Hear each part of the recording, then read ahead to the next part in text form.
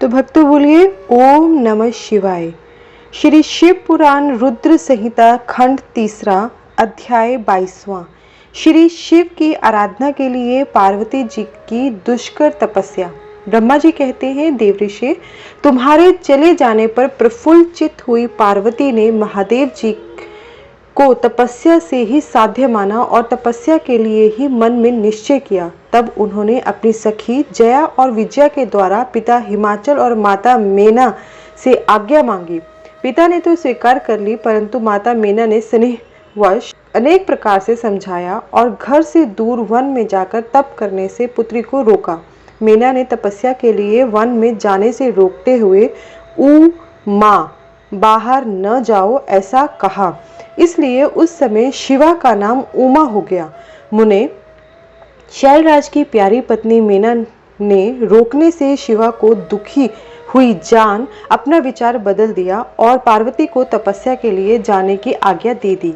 मुनि श्रेष्ठ, माता की वह आज्ञा पाकर उत्तम व्रत का पालन करने वाली पार्वती ने भगवान शंकर का स्मरण करके अपने मन में बड़े सुख का अनुभव किया। माता पिता को प्रसन्नता पूर्वक प्रणाम करके शिव के स्मरण पूर्वक दोनों सखियों के साथ वे तपस्या करने के लिए चली गईं। अनेक प्रकार के प्रिय वस्त्रों का परित्याग करके पार्वती ने कटी प्रदेश में सुंदर मूंज की मेखला बांध शीघ्र ही वल्कल धारण कर लिए। हार का परिहार करके उत्तम मृग चर्म को हृदय से लगाया। तत्पश्चात वे तपस्या के लिए गंगा अवतरण गंगोत्री तीर्थ को चली गई, जहां ध्यान लगाते हुए भगवान शंकर ने कामदेव को दग्ध किया था। हिमालय का वह शिखर गंगा अवतरण के नाम से प्रसिद्ध है। वहीं परम उत्तम श्रृंगी तीर्थ में पार्वती ने तपस्या प्रारंभ की। गौरी के तप करने से ही उसका गौरी शिखर नाम हो गया। मुने शिवा ने अपने तप की परीक्षा के लिए वहां बहुत से सुंदर एवं पवित्र वृक्ष लगाए जो फल देने वाले थे। सुंदरी पार्वती ने पहले भूमि शुद्ध करके वहां एक वेदी का निर्माण किया। तदनंतर ऐसी तपस्या आरंभ की जो मुनियों के लिए भी दुष्कर थी। वे मन सहित संपूर्ण इंद्रियों को शीघ्र ही काबू में करके उस वेदी पर उच्च कोटि की तपस्या करने लगी। ग्रीष्म ऋतु में अपने चारों ओर दिन रात आग जलाए रहकर वे बीच में बैठती और निरंतर पंचाक्षर मंत्र का जप करती रहती। वर्षा ऋतु में वेदी पर सुस्थिर आसन में बैठकर अथवा किसी पत्थर की चट्टान पर ही आसन लगा के वे निरंतर वर्षा की धारा में भीगती रहती थी। शीतकाल में निराहार रहकर भगवान शंकर के भजन में तत्पर हो वे सदा शीतल जल के भीतर खड़ी रहती तथा रात भर बर्फ की चट्टानों पर बैठा करती थी। इस प्रकार तप करती हुई पंचाक्षर मंत्र के जप में संलग्न हो शिवा संपूर्ण मनोवांछित फलों के दाता शिव का ध्यान करती थी। प्रतिदिन अवकाश मिलने पर वे सखियों के साथ अपने लगाए हुए वृक्षों को प्रसन्नता पूर्वक सींचती और वहां पधारे हुए अतिथि का आतिथ्य सत्कार भी करती थीं। शुद्ध चित्त वाली पार्वती ने प्रचंड आंधी, कड़ाके की सर्दी, अनेक प्रकार की वर्षा तथा दुस्सह धूप का भी सेवन किया। उनके ऊपर वहां नाना प्रकार के दुख आए, परंतु उन्होंने उन सबको कुछ नहीं गिना। मुने वे केवल शिव में मन लगाकर वहां सुस्थिर भाव से खड़ी या बैठी रहती थीं। उनका पहला वर्ष फलाहार में बीता और दूसरा वर्ष उन्होंने केवल पत्ते चबाकर बिताया। इस तरह तपस्या करती हुई देवी पार्वती ने क्रमशः असंख्य वर्ष व्यतीत कर दिए। तदनंतर हिमवान की पुत्री शिवा देवी पत्ते खाना भी छोड़कर सर्वथा निराहार रहने लगी। तो भी तपश्चर्या में उनका अनुराग बढ़ता ही गया। हिमाचल पुत्री शिवा ने भोजन के लिए पर्ण का भी परित्याग कर दिया, इसलिए देवताओं ने उनका नाम अपर्णा रख दिया। इसके बाद पार्वती भगवान शिव के स्मरण पूर्वक एक पैर से खड़ी हो पंचाक्षर मंत्र का जप करती हुई बड़ी भारी तपस्या करने लगी। उनके अंग चीर और वल्कल से ढके थे। वे मस्तक पर जटाओं का समूह धारण किए रहती थी। इस प्रकार शिव के चिंतन में लगी हुई पार्वती ने अपनी तपस्या के द्वारा मुनियों को जीत लिया। उस तपोवन में महेश्वर के चिंतन पूर्वक तपस्या करती हुई काली के 3000 वर्ष बीत गए। तदनंतर जहां महादेव जी ने 60,000 वर्षों तक तप किया था, उस स्थान पर क्षण भर ठहर कर शिवा देवी इस प्रकार चिंता करने लगी, क्या महादेव जी इस समय यह नहीं जानते कि मैं उनके लिए नियमों के पालन में तत्पर हो तपस्या कर रही हूँ? फिर क्या कारण है कि सुदीर्घ काल से तपस्या में लगी हुई मुझ सेविका के पास वे नहीं आए? लोक में, वेद में और मुनियों द्वारा सदा गिरीश की महिमा का गान किया जाता है। सब यही कहते हैं कि भगवान शंकर सर्वज्ञ, सर्वात्मा, सर्वदर्शी, समस्त ऐश्वर्यों के दाता, दिव्य शक्ति संपन्न, सबके मनोभावों को समझ लेने वाले, भक्तों को उनकी अभीष्ट वस्तु देने वाले तथा सदा समस्त क्लेशों का निवारण करने वाले हैं।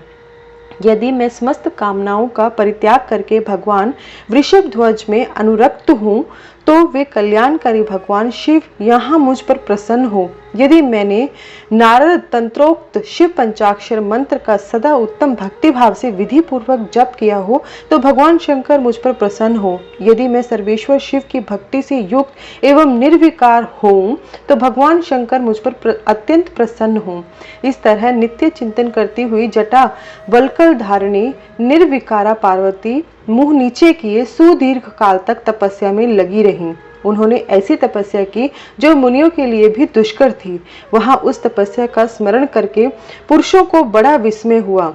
महर्षि, पार्वती की तपस्या का जो दूसरा प्रभाव पड़ा था उसे भी इस समय सुनो। जगदम्बा पार्वती का वह महान तप परम आश्चर्यजनक था। जो स्वभावतः एक दूसरे के विरोधी थे, ऐसे प्राणी भी उस आश्रम के पास जाकर उनकी तपस्या के प्रभाव से विरोध रहित हो जाते थे। शेर और गो आदि सदा राग आदि दोषों से संयुक्त रहने वाले पशु भी पार्वती के तप की महिमा से वहां परस्पर बाधा नहीं पहुंचाते थे। मुनि श्रेष्ठ, इनके अतिरिक्त जो स्वभावतः एक दूसरे के वैरी हैं, वे चूहे और बिल्ली आदि दूसरे जीव भी उस आश्रम पर कभी रोष आदि विकारों से युक्त नहीं होते थे। वहां के सभी वृक्षों में सदा फल लगे रहते थे। भांति भांति के तृण और विचित्र पुष्प उस वन की शोभा बढ़ाते थे। वहां का सारा वन प्रांत कैलाश के समान हो गया। पार्वती के तप की सिद्धि का साकार रूप बन गया। अध्याय 23वां। पार्वती की तपस्या विषय दृढ़ता। उनका पहले से भी उग्र तप, उससे त्रिलोकी का संतप्त होना और समस्त देवताओं के साथ ब्रह्मा और विष्णु भगवान शिव के स्थान पर जाना। ब्रह्मा जी कहते हैं, मुनीश्वर, शिव की प्राप्ति के लिए इस प्रकार तपस्या करती हुई पार्वती के बहुत वर्ष बीत गए तो भी भगवान शंकर प्रकट नहीं हुए। तब हिमाचल, मेना, मेरु, मंदराचल आदि ने आकर पार्वती को समझाया और शिव की प्राप्ति को अत्यंत दुष्कर बताकर उनसे यह अनुरोध किया कि तुम तपस्या छोड़कर घर लौट चलो। तब उन सबकी बात सुनकर पार्वती ने कहा, पिताजी, माताजी तथा मेरे सभी बांधव, मैंने पहले जो बात कही थी उसे क्या आप लोगों ने भुला दिया है? अस्तु, इस समय भी मेरी जो प्रतिज्ञा है उसे आप लोग सुन ले। जिन्होंने रोष से कामदेव को जलाकर भस्म कर दिया है, वे महादेव जी यद्यपि विरक्त हैं तो भी मैं अपनी तपस्या से उन भक्त वत्सल भगवान शंकर को अवश्य संतुष्ट करूंगी। आप सब लोग प्रसन्नता पूर्वक अपने अपने घर को जाएं। महादेव जी संतुष्ट होंगे ही, इसमें अन्यथा विचार की आवश्यकता नहीं है। जिन्होंने कामदेव को जलाया है, जिन्होंने इस पर्वत के वन को भी जलाकर भस्म कर दिया है, उन भगवान शंकर को मैं केवल तपस्या से यहीं बुलाऊंगी। महाभागगण, आप यह जान ले कि महान तपोबल से ही भगवान सदाशिव की सेवा सुलभ हो सकती है। यह मैं आप लोगों से सत्य कहती हूँ। सुमधुर भाषण करने वाली पर्वत राजकुमारी शिवा माता, मेनका भाई मेनाक, पिता हिमालय और मंदराचल आदि से उपर्युक्त बात कहकर शीघ्र ही चुप हो गईं। शिवा के ऐसा कहने पर वे चतुर चालाक पर्वत, गिरिराज, सुमेर आदि गिरिजा की बारंबार प्रशंसा करते हुए अत्यंत विस्मित हो जैसे आए थे वैसे ही लौट गए। उन सबके चले जाने पर सखियों से घिरी हुई पार्वती मन में यथार्थ निश्चय करके पहले से भी अधिक उग्र तपस्या करने लगी। मुनिश्रेष्ठ, देवताओं, असुरों, मनुष्यों और चराचर प्राणियों सहित समस्त त्रिलोकी उस महती तपस्या से संतप्त हो उठी। उस समय समस्त देवता, असुर, यज्ञ, किन्नर, चारण, सिद्ध, साध्य, मुनि, विद्याधर, बड़े बड़े नाग, प्रजापति, गुह्यक तथा अन्य लोग महान से महान कष्ट में पड़ गए, परंतु इसका कोई कारण उनकी समझ में नहीं आया। तब इंद्र आदि सब देवता मिलकर गुरु बृहस्पति से सलाह ले बड़ी विह्वलता के साथ सुमेरु पर्वत पर मुझ विधाता की शरण में आए। उस समय उनके सारे अंग संतप्त हो रहे थे। वहां आ पहुंचे। मुझे प्रणाम करके उन सभी व्याकुल और कांतिहीन देवताओं ने मेरी स्तुति करके एक साथ ही मुझसे पूछा, प्रभु, जगत के संतप्त होने का क्या कारण है? उनका यह प्रश्न सुनकर मन ही मन शिव का स्मरण करके विचार पूर्वक मैंने सब कुछ जान लिया। इस समय विश्व में जो दाह उत्पन्न हो गया है वह गिरिजा की तपस्या का फल है। यह जानकर मैं उन सबके साथ शीघ्र ही क्षीर सागर को गया। वहां जाने का उद्देश्य भगवान विष्णु से सब कुछ बताना था। वहां पहुंचकर देखा भगवान श्री हरि सुखद आसन पर विराजमान हैं। देवताओं के साथ मैंने हाथ जोड़कर प्रणाम पूर्वक उनकी स्तुति की और कहा, महाविष्णु, तपस्या में लगी हुई पार्वती जी के परम उग्र तप से संतप्त हो हम सब लोग आपकी शरण में आए हैं। आप हमें बचाइए। हम सब देवताओं की यह बात सुनकर शेष शैया पर बैठे हुए भगवान लक्ष्मीपति हमसे बोले। श्री विष्णु ने कहा, देवताओं, मैंने आज पार्वती जी की तपस्या का सारा कारण जान लिया है, अतः तुम लोगों के साथ अब परमेश्वर शिव के पास चलता हूँ। हम सब लोग मिलकर यह प्रार्थना करेंगे कि वे गिरिजा को ब्याह कर अपने यहाँ ले आवे। अमरो, इस समय समस्त संसार के कल्याण के लिए भगवान से शिव के पानी ग्रहण का अनुरोध करना है। देवादिदेव पिनाकधारी भगवान शिव शिवा को वर देने के लिए जैसे ही वहीं उनके आश्रम पर जाएं, इस समय हम वैसा ही प्रयत्न करेंगे। अतः परम मंगल में महाप्रभु रुद्र जहां उग्र तपस्या में लगे हुए हैं वहीं हम सब लोग चले। भगवान विष्णु की यह बात सुनकर समस्त देवता आदि हठी, क्रोधी और जलाने के लिए उद्यत रहने वाले प्रलयंकर रुद्र से अत्यंत भयभीत हो बोले। देवताओं ने कहा, भगवान, जो महाभयंकर काला अग्नि के समान दीप्तिमान और भयंकर नेत्रों से युक्त हैं, उन रोष भरे महाप्रभु रुद्र के पास हम लोग नहीं जा सकेंगे, क्योंकि जैसे पहले उन्होंने कुपित हो दुर्जय काम को भी जला दिया था, उसी प्रकार वे हमें भी दग्ध कर डालेंगे, इसमें संशय नहीं है। मुने, इंद्र आदि देवताओं की बात सुनकर लक्ष्मीपति श्री हरि ने उन सबको सांत्वना देते हुए कहा। श्री हरि बोले, हे देवताओं, तुम सब लोग प्रेम और आदर के साथ मेरी बात सुनो। भगवान शिव देवताओं के स्वामी तथा उनके भय का नाश करने वाले हैं। वे तुम्हें नहीं दग्ध करेंगे। तुम सब लोग बड़े चतुर हो, अतः तुम्हें शंभु को कल्याणकारी मानकर हमारे साथ सबके उत्तम प्रभु उन महादेव जी की शरण में चलना चाहिए। भगवान शिव पुराण पुरुष, सर्वेश्वर, वर्णीय, परात्पर, तपस्वी, परमात्मा स्वरूप हैं, अतः हमें उनकी शरण में अवश्य चलना चाहिए। प्रभावशाली विष्णु के ऐसा कहने पर सब लोग उनके साथ पिनाक पाणी शिव का दर्शन करने के लिए गए। मार्ग में पार्वती का आश्रम पहले पड़ता था, अतः उन गिरिराज नंदिनी की तपस्या देखने के लिए विष्णु आदि सब देवता कौतूहल पूर्वक उनके आश्रम पर गए। पार्वती के श्रेष्ठ तप को देखकर सब देवता उनके उत्तम तेज से व्याप्त हो गए। उन्होंने तपस्या में लगी हुई उन तेजोमयी जगदम्बा को नमस्कार किया और साक्षात सिद्धि स्वरूपा शिवा देवी के तप की भूरी भूरी प्रशंसा करते हुए वे सब देवता उस स्थान पर गए जहां भगवान वृषभध्वज विराजमान थे। मुने, वहां पहुंचकर सब देवताओं ने पहले तुम्हें उनके पास भेजा और स्वयं वे मदन दहनकारी भगवान हर से दूर ही खड़े रहे। वे वहीं से यह देखते रहे कि भगवान शिव कुपित हैं या प्रसन्न। नारद, तुम तो सदा निर्भय रहने वाले और विशेषतः शिव के भक्त हो, अतः तुमने भगवान शिव के स्थान पर जाकर उन्हें सर्वथा प्रसन्न देखा। फिर वहां से लौटकर तुम श्री विष्णु आदि सब देवताओं को भगवान शिव के स्थान पर ले गए। वहां पहुंचकर विष्णु आदि सब देवताओं ने देखा भक्तवत्सल भगवान शिव सुखपूर्वक प्रसन्न मुद्रा में बैठे हैं। अपने गणों से घिरे हुए शंभु तपस्वी का रूप धारण किए योग पट्ट पर आसीन थे। उन परमेश्वर रूपी शंकर का दर्शन करके मेरे सहित श्री विष्णु तथा अन्य देवताओं, सिद्धों और मुनीश्वरों ने उन्हें प्रणाम करके वेदों और उपनिषदों के सूत्रों द्वारा उनका स्तवन किया।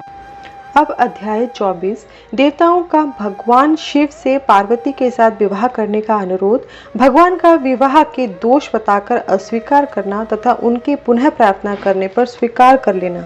ब्रह्मा जी कहते हैं, नारद, देवताओं ने वहां पहुंचकर भगवान रुद्र को प्रणाम करके उनकी स्तुति की। तब नंदिकेश्वर ने भगवान शिव से उनकी दीन बंधुता एवं भक्त वत्सला की प्रसन्नता करते हुए कहा, प्रभु, देवता और मुनि संकट में पड़कर आपकी शरण में आए हैं। सर्वेश्वर, आप उनका उद्धार करें। दयालु नंदी के इस प्रकार सूचित करने पर भगवान शंभु धीरे धीरे आंखें खोलकर ध्यान से उपरत हुए। समाधि से विरत हो परम ज्ञानी परमात्मा एवं ईश्वर शंभु ने समस्त देवताओं से इस प्रकार कहा। शंभु बोले, श्री विष्णु और ब्रह्मा आदि देवेश्वरों, तुम सब लोग मेरे समीप कैसे आए? तुम अपने आने का जो भी कारण है वह बताओ। भगवान शंकर का यह वचन सुनकर सब देवता प्रसन्न हो कारण बताने के लिए भगवान विष्णु के मुंह की ओर देखने लगे। तब शिव के महान भक्त और देवताओं के हितकारी श्री विष्णु मेरे बताए हुए देवताओं के महत्तर कार्य को सूचित करने लगे। उन्होंने कहा, शंभो, तारकासुर ने देवताओं को अत्यंत अद्भुत एवं महान कष्ट प्रदान किया है। यही बताने के लिए सब देवता यहाँ आए हैं। भगवान, आपके औरस पुत्र से ही तारक दैत्य मारा जा सकेगा और किसी प्रकार से नहीं। मेरा यह कथन सर्वथा सत्य है। महादेव, इस प्रकार विचार करके आप कृपया करें। आपको नमस्कार है स्वामीन। तारकासुर के द्वारा उपस्थित किए गए इन कष्ट से आप देवताओं का उद्धार कीजिए। शंभो, आप दाहिने हाथ से गिरिजा का पानी ग्रहण कीजिए। गिरिराज हिमवान के द्वारा दी हुई महाअनुभवा पार्वती को पानी ग्रहण के द्वारा ही अनुग्रहित कीजिए। श्री विष्णु का यह वचन सुन योग परायण भगवान शिव ने उन सबको उत्तम गति का दर्शन कराते हुए इस प्रकार कहा, देवताओं, ज्यों ही मैंने सर्वांग सुंदरी गिरिजा देवी को स्वीकार किया, त्यों ही समस्त सुरेश्वर तथा ऋषि मुनि सकाम हो जाएंगे। फिर तो वे परमार्थ पथ पर चलने में समर्थ न हो सकेंगे। दुर्गा अपने पानी ग्रहण मात्र से ही कामदेव को जीवित कर देंगी। विष्णु, मैंने कामदेव को जलाकर देवताओं का बहुत बड़ा कार्य सिद्ध किया है। आज से सब लोग मेरे साथ सुनिश्चित रूप से निष्काम होकर रहें। देवताओं, जैसे मैं हूँ उसी तरह तुम सब लोग पृथक पृथक रहकर कोई विशेष प्रयत्न किए बिना ही अत्यंत दुष्कर एवं उत्तम तपस्या कर सकोगे। अब उस मदन के न होने से तुम सब देवता समाधि के द्वारा परमानंद का अनुभव करते हुए निर्विकार हो जाओ, क्योंकि काम नरक की ही प्राप्ति कराने वाला है। काम से क्रोध होता है, क्रोध से मोह होता है और मोह से तपस्या नष्ट होती है। अतः तुम सभी श्रेष्ठ देवताओं को काम और क्रोध का परित्याग कर देना चाहिए। मेरे इस कथन को कभी अन्यथा नहीं मानना चाहिए। ब्रह्मा जी कहते हैं, नारद, वृषभ के चिन्ह से युक्त ध्वजा धारण करने वाले भगवान महादेव ने इस प्रकार की बातें सुनाकर ब्रह्मा विष्णु देवताओं तथा मुनियों को निष्काम धर्म का उपदेश दिया। तदनंतर भगवान शंभु पुनः ध्यान लगाकर चुप हो गए और पहले की ही भांति पार्षदों से घिरे हुए सुस्थिर भाव से बैठ गए। वे अपने मन में ही स्वयं आत्म स्वरूप निरंजन, निराभास, निर्विकार, निरामय, परात्पर, नित्य ममता रहित, निर्अवग्रह, शब्दातीत, निर्गुण, ज्ञान गम्य एवं प्रकृति से पर परमात्मा का चिंतन करने लगे। इस प्रकार परम स्वरूप का चिंतन करते हुए वे ध्यान में स्थित हो गए। बहुत से प्राणियों की सृष्टि करने वाले भगवान शिव ध्यान करते करते ही परमानंद में निमग्न हो गए। श्री हरि एवं इंद्र आदि देवताओं ने जब परमेश्वर शिव को ध्यान मग्न देखा तब उन्होंने नंदी की सम्मति ली। नंदी ने पुनः दीन भाव से स्तुति करने के लिए कहा। उनकी इस सत्सम्मति के अनुसार देवता स्तुति करने लगे। वे बोले, देव देव महादेव, करुणा सागर प्रभु, हम आपकी शरण में आए हैं। आप महान क्लेश से हमारा उद्धार कीजिए।